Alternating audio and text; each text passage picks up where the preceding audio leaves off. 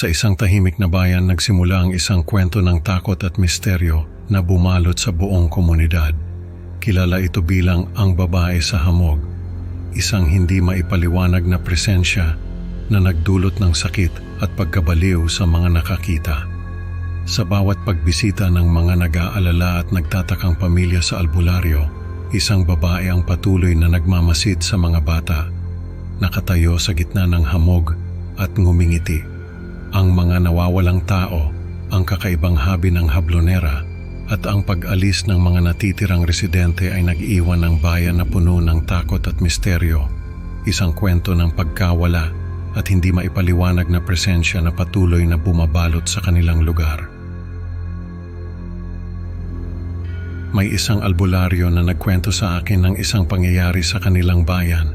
Noon daw ay may isang kakaibang insidente na nangyari sa kanila. Ang buong bayan ay nakaranas ng isang nakakapangilabot na pangyayari na hanggang ngayon ay hindi pa rin nila maipaliwanag. Ang tawag nila sa insidenteng ito ay ang babae sa hamog. Ayon sa albularyo, isang araw daw ng Nobyembre, may isang pamilya ang nagpunta sa kanya para magpatawas. Ang isa raw sa mga anak ng pamilya ay bigla na lang nagkasakit, hindi makakain, hindi makatulog at parating umiiyak. Sabi ng mga magulang, noong una ay lagnat lang daw ang nararamdaman ng bata, pero habang tumatagal ay lumalala ito. Nung tawasin niya yung bata, ay may nakita siyang babae na nakamasid sa bata. Nang tanungin niya yung mga magulang, ay hindi naman daw nila kilala yung babae. Nagbigay siya ng mga dasal na kailangang gawin ng mga magulang at pinauwi na ang mga ito. Makalipas ang ilang araw ay may isa na namang pamilya ang nagpunta sa kanya. Katulad din nung naunang pamilya, may anak din daw sila na bigla na lang nagkasakit. At nung tawasin niya ay ganon din ang nakita niya. Isang babae na nakamasid sa bata. Sinabi niya ito sa mga magulang at nagulat siya nang sabihin ng mga ito na nakikita raw ng mga bata yung babae sa hamog. Tuwing madaling araw daw ay nagigising yung mga bata at makikita nila yung babae sa labas ng bahay na nakatayo sa hamog. Nakatingin daw ito sa kanila at nakangiti.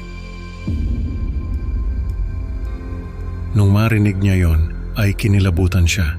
Hindi niya alam kung ano yung sinasabi ng mga bata. Pero nagbigay siya ng mga dasal na kailangang gawin ng mga magulang at pinauwi na ang mga ito. Ilang araw pa ang lumipas at may mga tao na naman na nagpunta sa kanya para magpatawas. At gano'n na naman ang nakita niya, isang babae na nakamasid sa mga nagkasakit. Nung tanungin niya yung mga ito, ay pare-pareho lang ang sinasabi nila. Nakikita raw ng mga biktima yung babae sa hamog. Nung mga oras na yon ay kinilabutan na talaga siya. Dahil ang mga nagkakasakit at nakakakita sa babae sa hamog ay galing sa iba't ibang barangay. Ibig sabihin ay hindi ito imbento lang ng mga tao. May nakikita talaga silang babae sa hamog. Dahil dito ay kumalat na sa buong bayan ang tungkol sa babae sa hamog. Marami ang natakot, kaya naman nagdesisyon siya at ang isa pang matanda sa kanilang lugar na may alam sa mga folklore na imbestigahan ang tungkol dito. Ang matanda ay isang chronicler na nagdodokumento ng mga pangyayari sa kanilang bayan. Mayroon itong mga tala na umabot pa noong panahon ng Kastila. Nung tanungin niya ito, ay sinabi ng matanda na sa mga tala nito ay wala pang ganitong insidente ang nangyari sa kanilang bayan. Dahil dito ay nagdesisyon ang matanda na magpatawag ng binukot na makakatulong sa kanila para malaman kung ano ba talaga ang nangyayaring ito. Ayon sa albularyo, ang binukot ay isang uri ng albularyo na may kakayahang makipag-usap sa mga espiritu. Ang binukot ay nagsagawa ng ilang mga ritual para malaman kung ano ba ang pinagmulan ng mga pangyayari. Pero sabi ng albularyo ay walang nakuhang sagot ang binukot. Maliban sa presensya ng isang bagay na hindi nito maipaliwanag, Nung sabihin ito ng binukot ay lalong natakot ang mga tao sa bayan. Dahil ibig sabihin ay may kung anong bagay ang nakapaligid sa kanila na hindi nila nakikita. May isang hablonera na nagkwento sa kanya ng karanasan nito. Nakita raw ng hablonera yung babae sa hamog at dahil nga hablonera ito ay nahabi niya yung imahe ng babae sa hamog. Pinakita niya ito sa albularyo at sa mga tao. At nung makita nila yung habi ng hablonera, ay ganun nga ang itsura ng babae na nakikita ng mga biktima. Isang babaeng nakatayo sa gitna ng hamog, nakatingin sa kanila at nakangiti. Ang mga tao na nakakakita sa babae sa hamog ay nagkakasakit at nagkakaroon ng problema sa pag-iisip. Kaya naman, lalong natakot yung mga taong hindi pa nakakakita sa babae. Dahil ayon sa hablonera ay isang beses pa lang niyang nakita yung babae, pero naipinta na niya ito sa habi niya. Ibig sabihin ay parati na itong nakikita ng hablonera. Kumalat sa buong bayan ang takot. Maraming tao ang nagdesisyon na magbantay sa gabi at hindi matulog. Dahil ayon sa mga biktima ay tuwing madaling araw nila nakikita yung babae sa hamog. Ang iba naman ay nagdasal ng nagdasal para protektahan sila ng Panginoon sa kung anuman ang nangyayari sa kanilang bayan. Ilang araw ang lumipas at unti-unting naglaho yung mga taong nakakakita sa babae sa hamog. Ang mga pamilya nito ay nagpunta sa albularyo para magpahula kung nasaan ang kanilang mga kamag-anak. Pero wala siyang makita, parang nabura na ang mga ito sa mundo. Ang mga nawawalang tao ay iniwan ang kanilang mga gamit, pati na rin yung mga damit na suot nila nung huling makita sila. Dahil dito ay lalong natakot yung mga natitirang tao.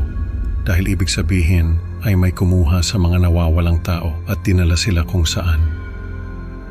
Ang hablonera na huling nakakita ng imahe ng babae sa hamog ay nawala rin. Nung puntahan nila yung bahay nito ay walang tao roon. Walang kahit anong gamit maliban sa isang habi na nakasabit sa dingding. Katulad ng naunang habi ng hablonera ay may imahe rin yung habi na naiwan nito. Pero sa pagkakataong ito ay hindi na babae sa hamog ang nakahabi roon, kundi isang madilim na mga pattern na hindi nila maintindihan.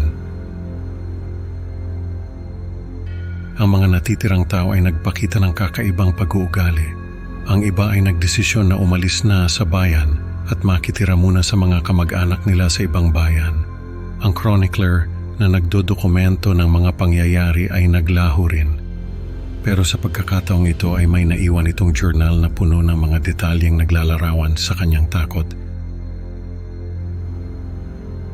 Sa huli ay naubos ang mga tao sa bayan. Umalis na ang albularyo at ang chronicler, ang hablonera at ang iba pang nakakita sa babae sa hamog ay naglaho na parang bula. Ang albularyo ay umalis din sa bayan na iyon.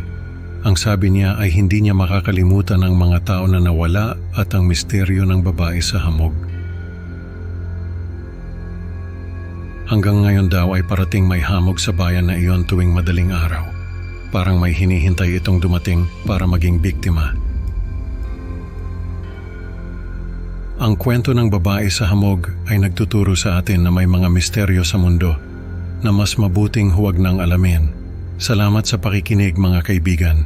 Huwag kalimutang i-like at i-subscribe ang Creepy Pinoy Stories para sa mas marami pang nakakatakot na kwento. Hanggang sa susunod na upload, mga kasangga sa kilabot, tandaan baka may nakamasid sa hamog.